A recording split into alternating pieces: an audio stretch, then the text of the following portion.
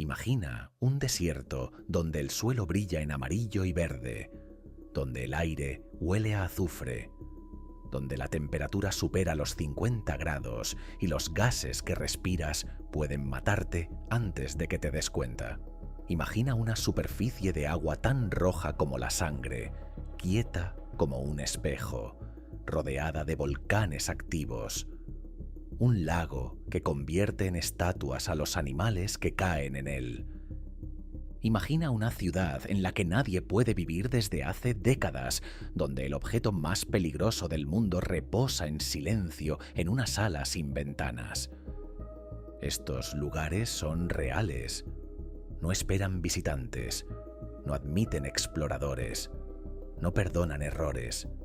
Son lugares donde la Tierra aplica sus propias reglas y donde el cuerpo humano, por muy preparado que esté, simplemente no puede sobrevivir.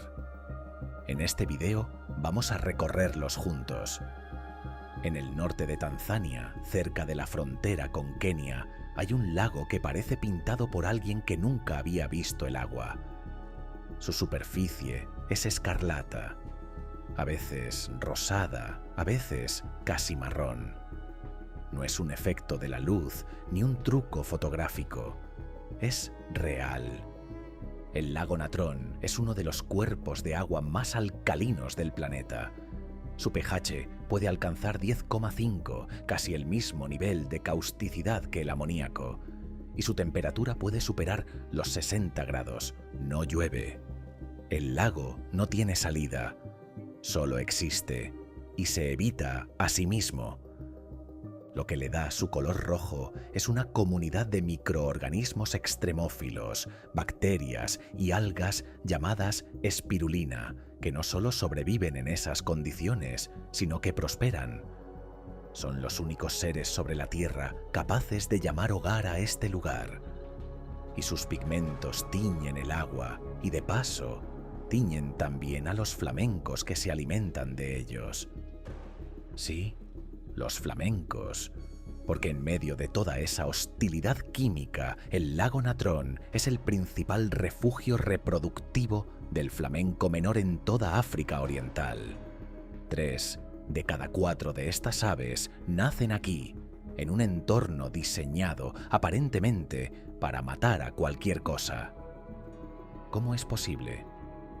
La explicación es sencilla y hermosa.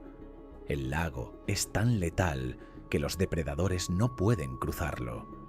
Las crías están seguras precisamente porque nada más puede estar ahí. Pero hay algo más. En 2013, el fotógrafo Nick Brandt estaba recorriendo la orilla del lago cuando encontró algo inesperado. Aves, murciélagos, algunos pequeños mamíferos, todos muertos, alineados a lo largo de la costa. Y todos convertidos en estatuas, rígidos, inmóviles, con sus plumas intactas, sus garras extendidas, sus ojos abiertos, como si el tiempo se hubiera detenido en el momento exacto de su muerte. Lo que Brandt había encontrado era el efecto preservador del carbonato de sodio del lago, el mismo mineral que los antiguos egipcios usaban para momificar a sus muertos, y que aquí la naturaleza aplica de forma espontánea. Los animales que caen o mueren cerca del agua quedan recubiertos de minerales alcalinos. Sus cuerpos se endurecen, se calcifican, se preservan en la posición exacta en que murieron. No es una conversión en piedra, no es magia, pero el resultado visual es el mismo. Esculturas naturales de sal, perfectas, eternas, en la orilla de un lago rojo al pie de un volcán llamado Oldoinyo Lengai, que en la lengua masái significa simplemente la montaña de Dios. Y si el lago Natron parecía otro planeta, el siguiente lugar parece directamente el infierno.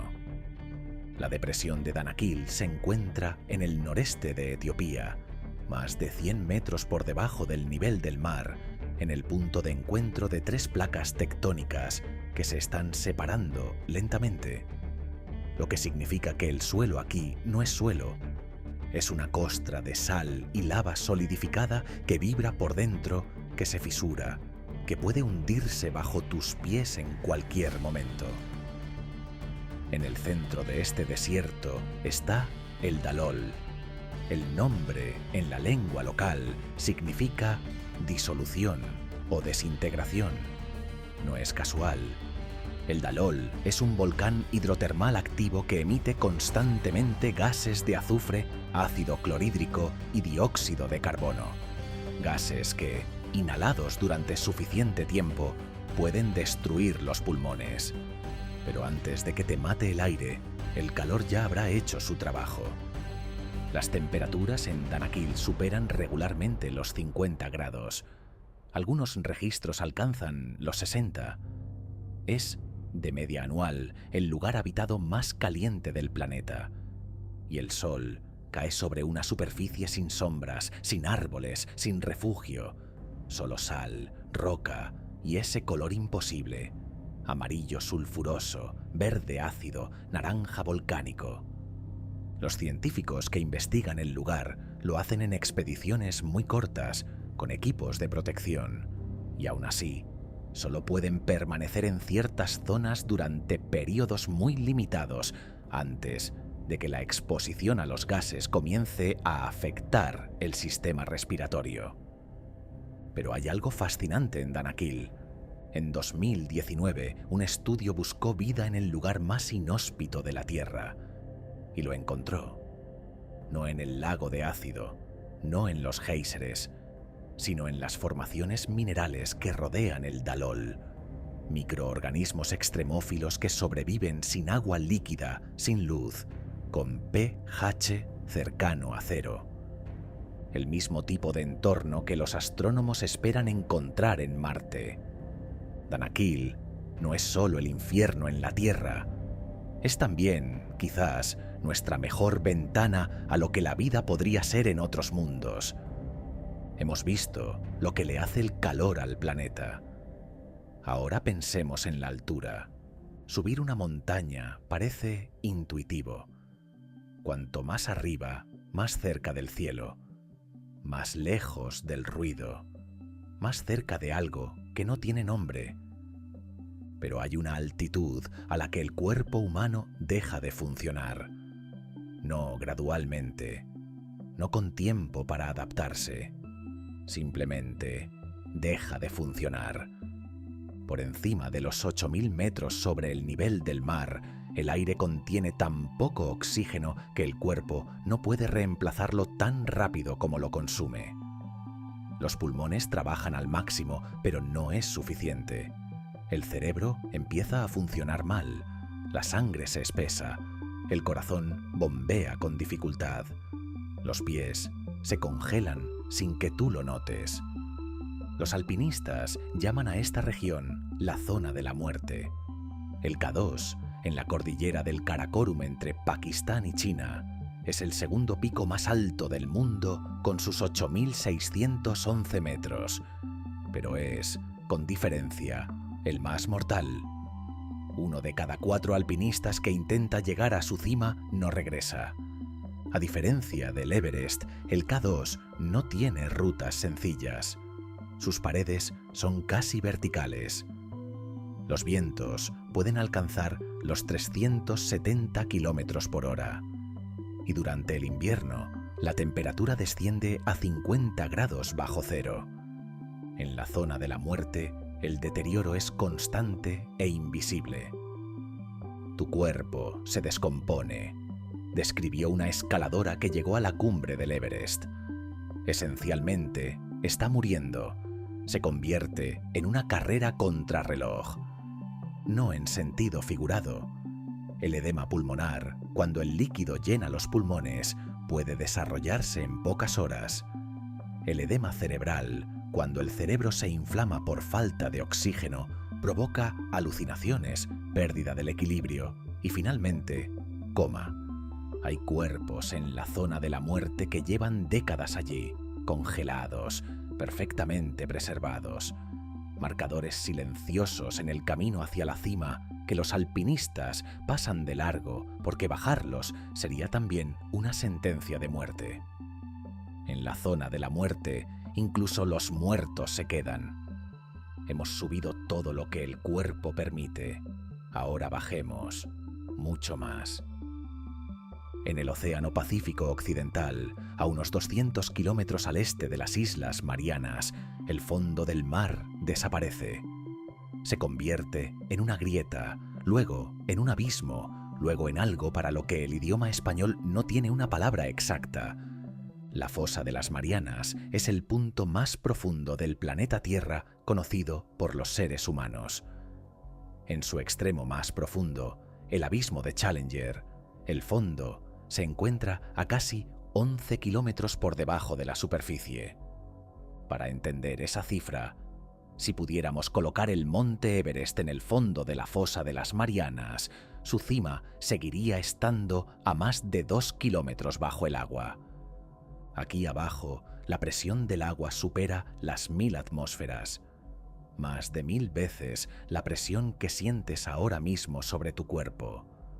Un ser humano sin protección en esas profundidades sería aplastado en fracciones de segundo.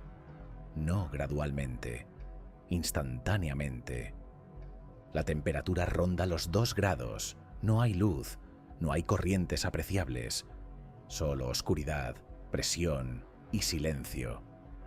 Y sin embargo, aquí también hay vida. En 2012, el director James Cameron descendió solo hasta el fondo en un submarino especialmente diseñado.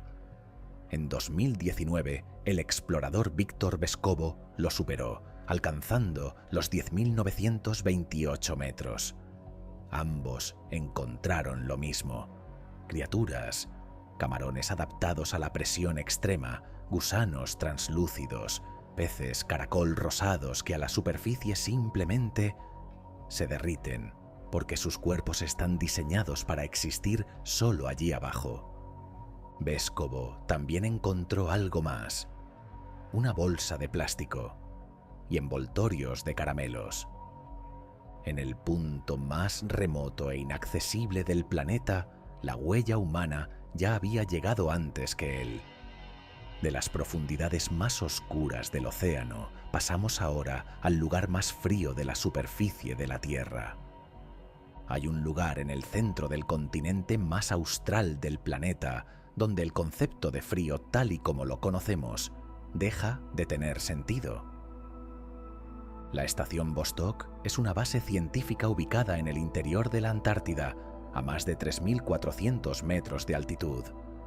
Fue aquí donde, en julio de 1983, los científicos registraron la temperatura más baja jamás medida en la superficie terrestre: 89.2 grados bajo cero. A esa temperatura, el metal se vuelve frágil como el cristal. El combustible se congela en las cañerías. El aire, al entrar en los pulmones, provoca quemaduras internas. Sin protección, un ser humano perdería la consciencia en cuestión de segundos. El frío no es el único peligro. La altitud reduce el oxígeno disponible. La luz solar en verano es constante durante meses, alterando profundamente el ciclo circadiano. Y el aislamiento es total. En invierno, ningún avión puede operar. La base queda completamente incomunicada durante meses. Bajo los pies de la estación, sin embargo, hay algo que los científicos llevan décadas estudiando con fascinación: el lago Vostok. Un lago de agua líquida del tamaño del lago Ontario, atrapado bajo 4 kilómetros de hielo desde hace quizás 20 millones de años. Un mundo completamente aislado, en oscuridad total, con vida microbiana que aún no ha sido completamente catalogada. Aquí, en el lugar más frío de la superficie terrestre, hay algo vivo que nunca ha visto el sol. Y llegamos al último lugar de este viaje, el único que no fue creado por la naturaleza, sino por nosotros. El 26 de abril de 1986, a la 1:23 de la madrugada, el reactor número 4 de la central nuclear de Chernóbil explotó. No como una bomba, peor, como un horno que se abre hacia afuera. El núcleo del reactor alcanzó temperaturas de 2600 grados, más del doble que la lava volcánica, y fundió el acero, el hormigón y el combustible nuclear en una masa nueva, nunca antes vista, que los científicos llamaron corio, una lava radiactiva. Esa masa fluyó hacia abajo, hacia las salas subterráneas del reactor, y cuando se enfrió, se solidificó en formas irregulares, oscuras, arrugadas. Una de ellas recibió un nombre que refleja perfectamente lo que los científicos sintieron cuando la encontraron. La llamaron la pata de elefante. En 1986, la pata de elefante emitía 10.000 röntgen por hora. Para entender esa cifra, entre 400 y 500 röntgen por hora son letales para la mitad de las personas expuestas. La pata de elefante emitía 20 veces esa cantidad. 2 minutos frente a ella eran suficientes para que las células comenzaran a sangrar internamente. 4 minutos. Vómitos, fiebre, diarrea. 5 minutos de exposición podían resultar en la muerte en 2 días. Solo hay una fotografía tomada directamente frente a ella en los primeros años, hecha con una cámara colocada sobre una rueda y empujada con un palo desde lejos. La imagen es granulada, borrosa, tomada desde la distancia más corta que un ser humano podía tolerar. Hoy, la pata de elefante sigue ahí, bajo el nuevo sarcófago de acero que cubre el reactor, dentro de la sala 305/2, en la oscuridad. La radiación ha disminuido. Los años han erosionado parte de su poder, pero nadie ha podido extraerla.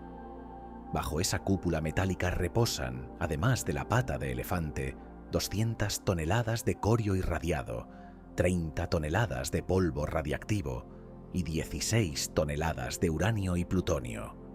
El objeto más peligroso del mundo, en silencio, en un edificio que no puede ser abierto, en una ciudad que ya nadie habita.